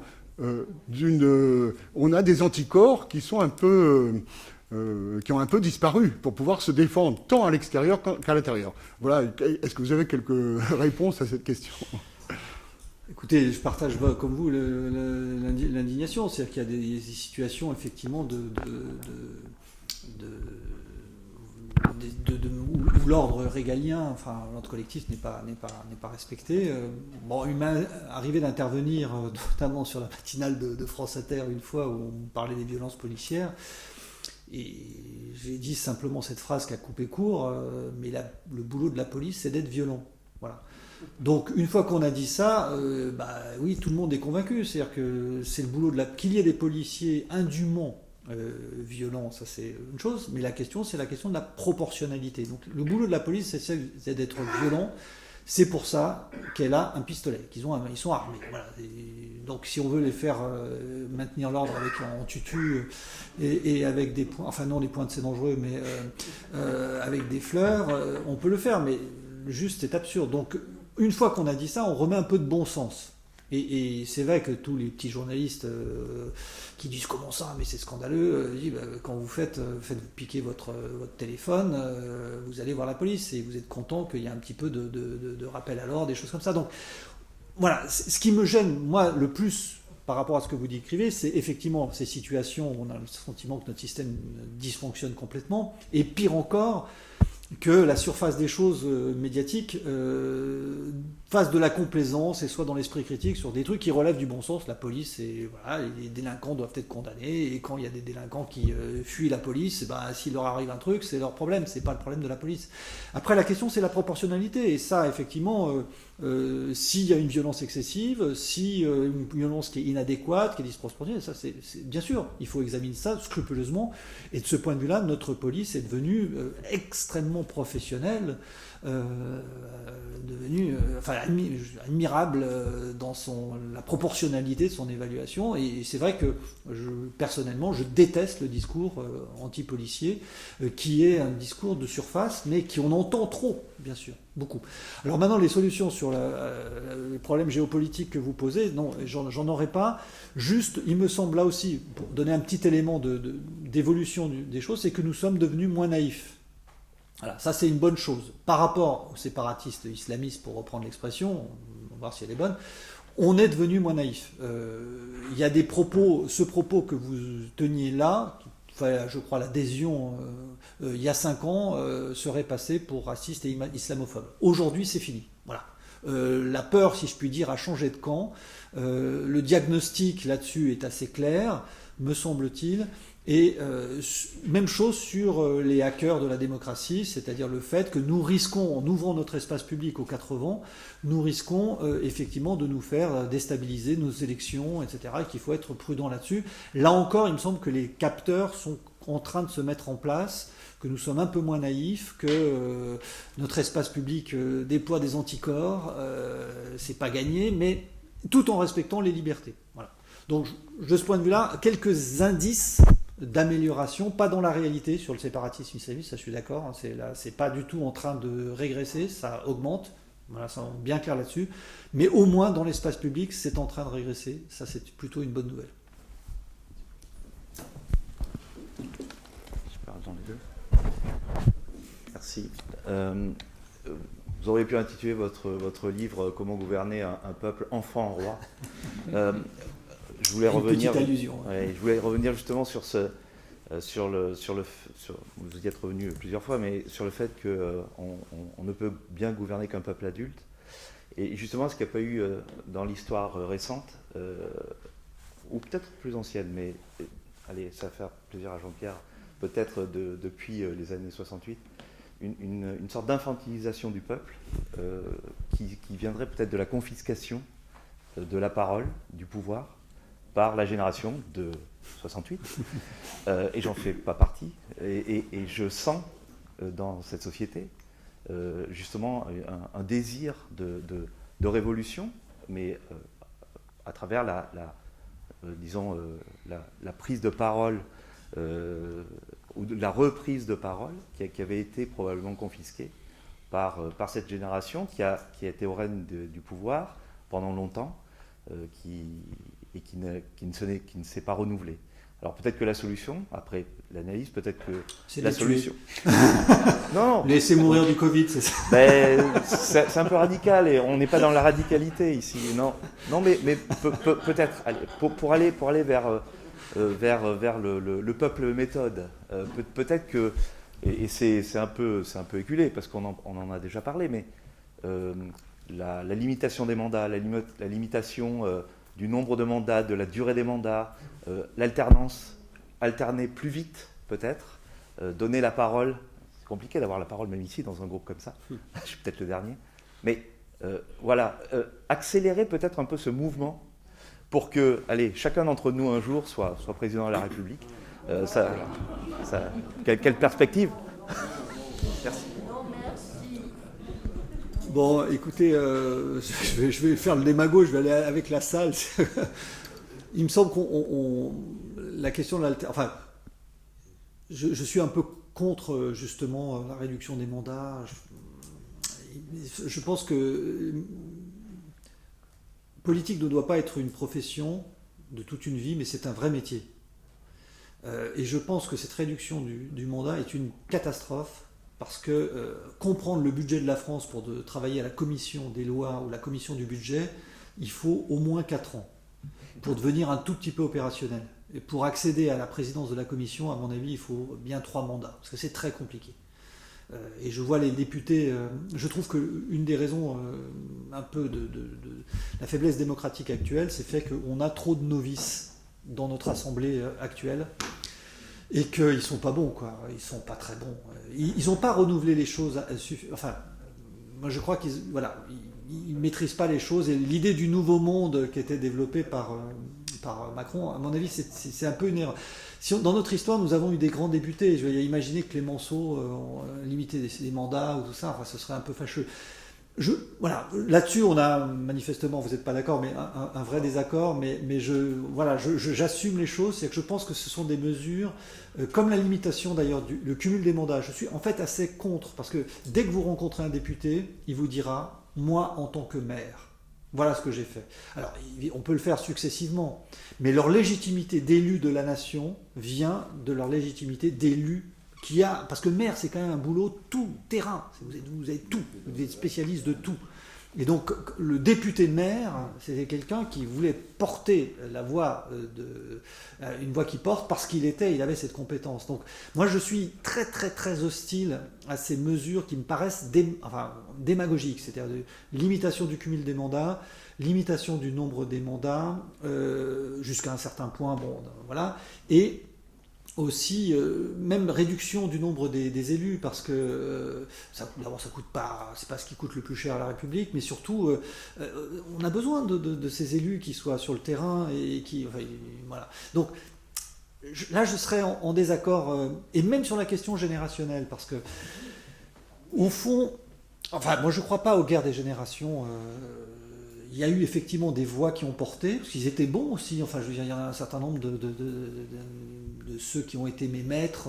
Voilà, ils avaient du talent, ils ont pris des risques un peu hors des circuits battus de ce qui est aujourd'hui une carrière universitaire. Avec une carrière universitaire aujourd'hui est ultra normalisante.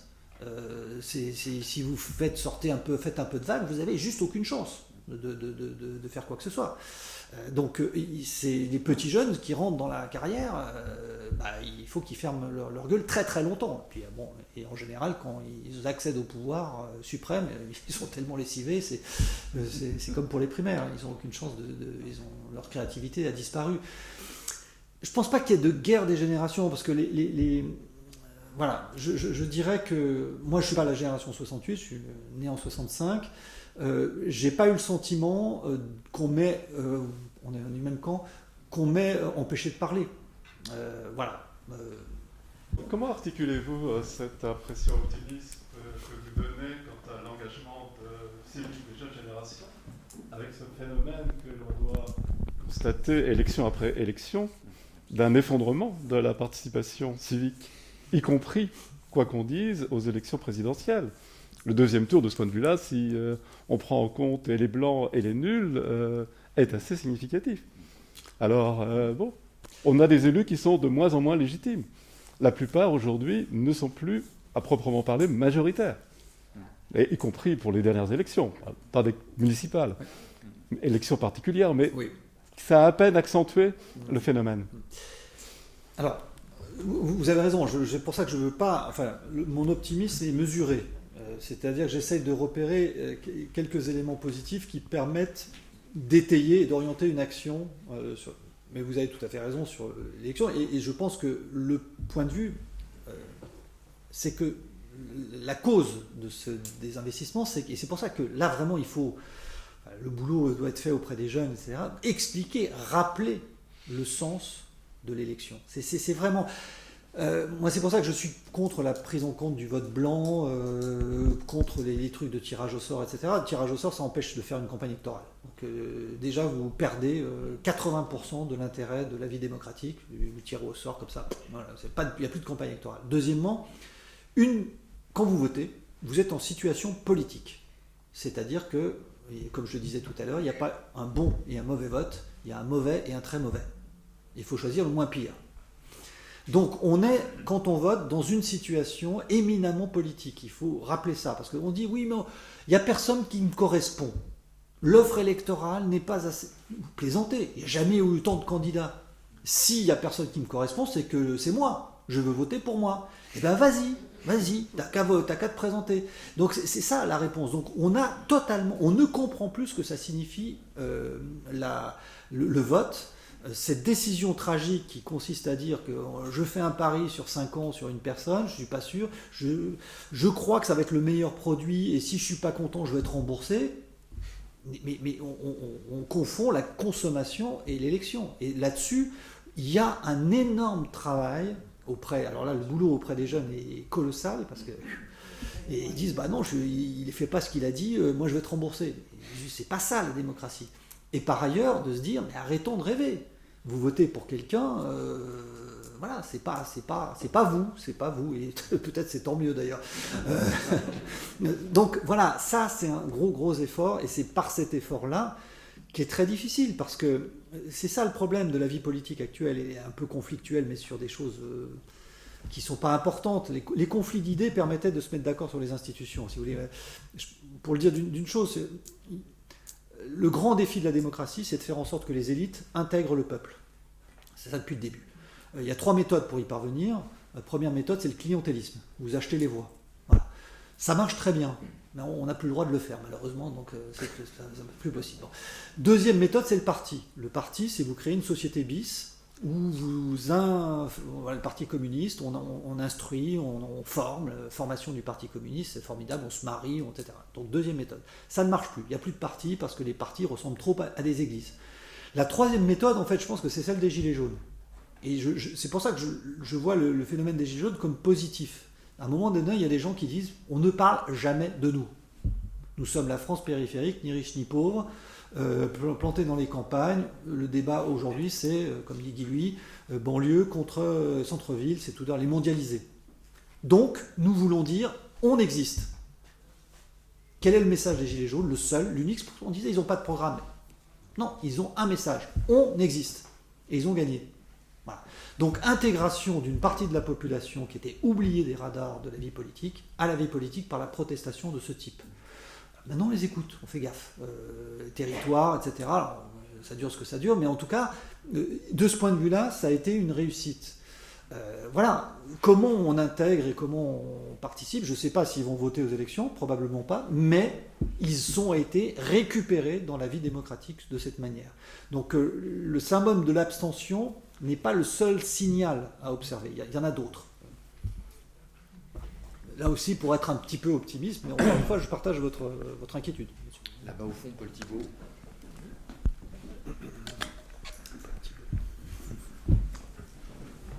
Merci.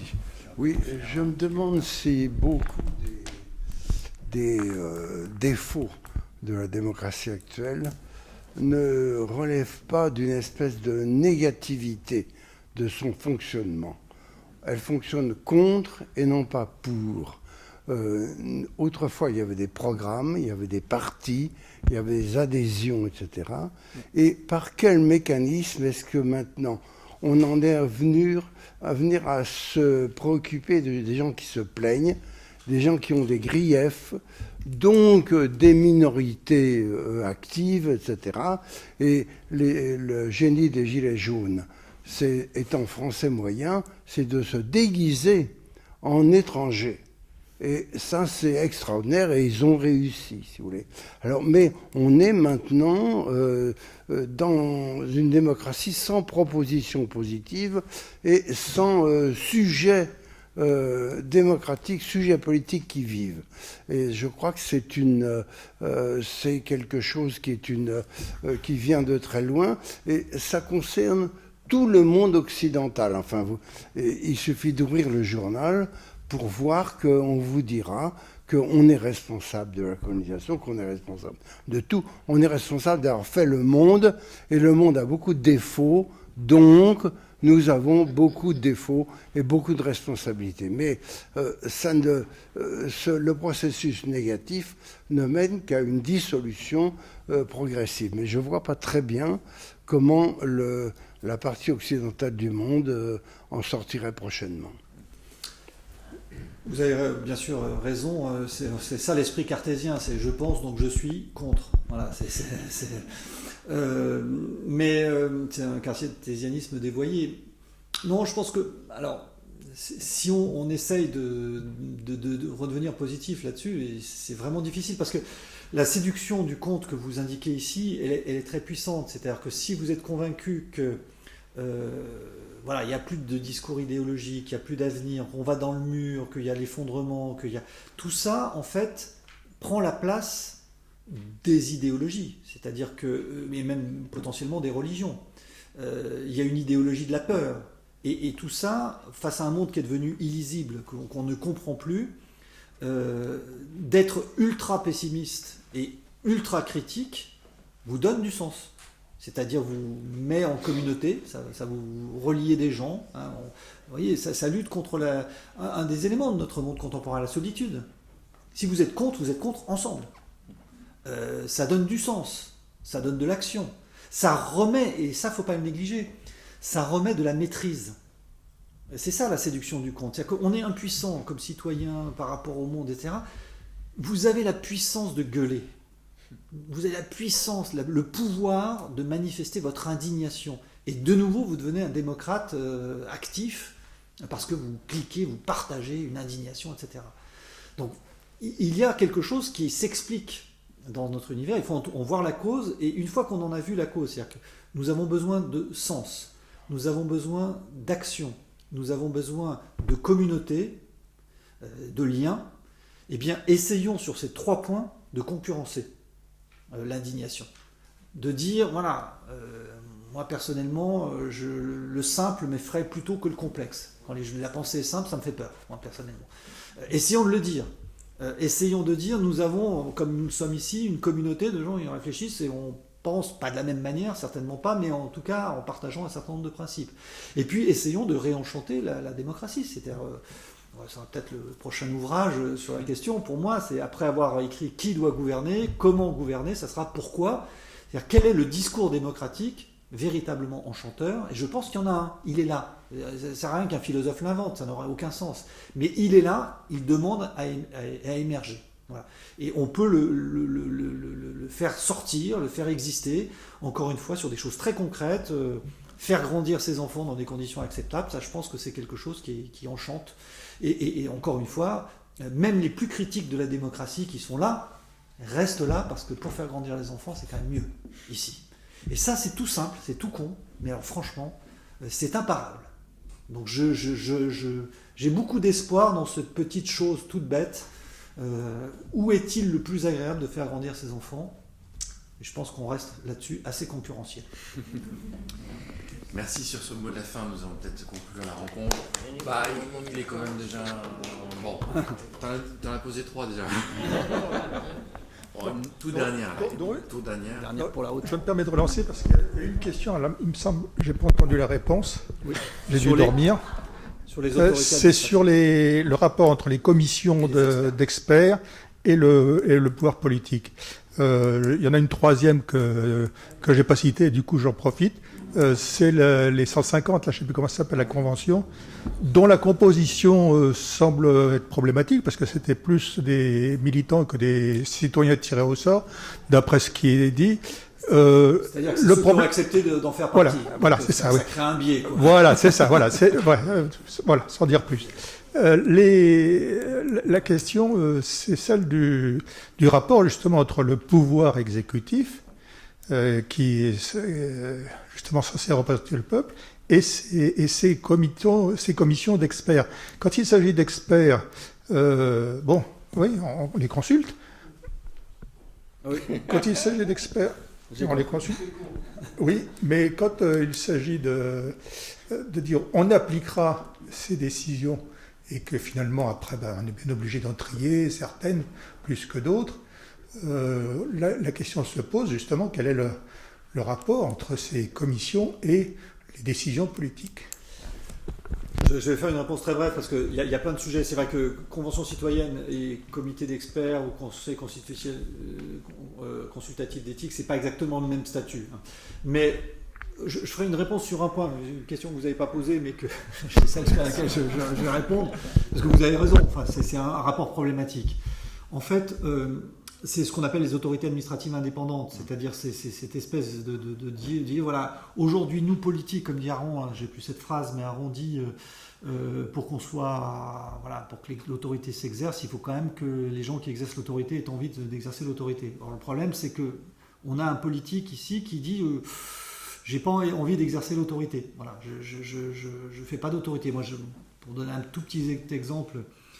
J'ai eu tout à l'heure dans un amphi une scène ahurissante. Dans l'amphi, il y avait sur toutes les tables un tract écrit L3 philo, mon violeur est dans ma promo. L3 philo, mon violeur est dans la promo, signé Kérosène. Bon. Kérosène est une association proche d'Extinction Rebellion, je l'ai appris en venant ici, qui dit le kérosène, c'est pas pour les avions, c'est pour brûler les violeurs. Voilà. Ça rime même pas, mais c'est. Bon, moi je fais court, j'interviens, je lis ce truc, je fais court, voilà. Bon, pendant la pause j'appelle le doyen, je dis voilà, il y a ce truc dans mon amphi, moi je fais court, je n'ai pas à réagir, je dis aux étudiants qui sont très en colère, écoutez, voilà, c'est une rumeur, il y a des rumeurs vraies et des rumeurs fausses, mais je ne peux pas réagir sur une rumeur, c'est pas le lieu pour parler de ça, donc je fais court sur la démocratie, et je n'évoquerai pas cette question, et vous ne me ferez rien dire là-dessus, voilà, je reste court.